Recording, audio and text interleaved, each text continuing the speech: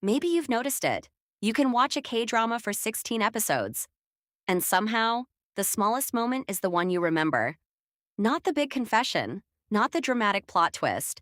Sometimes it's just the way he looked at her, the silence after an argument, two people eating together, someone waiting at a bus stop, a character walking home alone while the OST plays in the background. Nothing extraordinary happened. And yet, you felt everything. That's because K-dramas aren't built like ordinary stories. They're built around emotion. And that's what makes them different. A K-drama doesn't always rush to tell you what a character is feeling. Sometimes, it lets you watch them hide it. A glance, a pause, a change in their voice. A character saying, "I'm fine," when you already know they're not. And somehow, you understand them without anyone explaining it. That's the first thing K-dramas do differently. They trust you to feel the story. They don't always need a character to say, "I'm heartbroken," and you already understand, but it goes even deeper.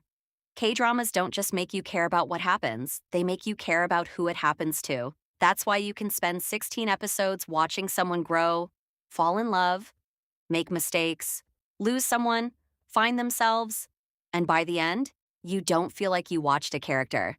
You feel like you knew them, and that's when something strange happens. The story starts becoming part of your own memories. Maybe you watched that drama during a certain period of your life. Maybe you were falling in love. Maybe you were lonely. Maybe you were struggling. Maybe you were simply happier than you are now. And years later, one song comes on, and suddenly you're back there. Same scene, same feeling, different you. That's why you can finish a K-drama and still think about it days later. Sometimes weeks, sometimes years. Because the story didn't just give you something to watch, it gave you something to remember. And there's another thing K-dramas understand. You don't always need a huge event to make a moment meaningful. Sometimes, a character making breakfast for someone means more than a 10-minute speech. Someone remembering your favorite food can feel more romantic than a kiss. Someone waiting for you can say more than, "I love you." Because K-dramas understand something about us.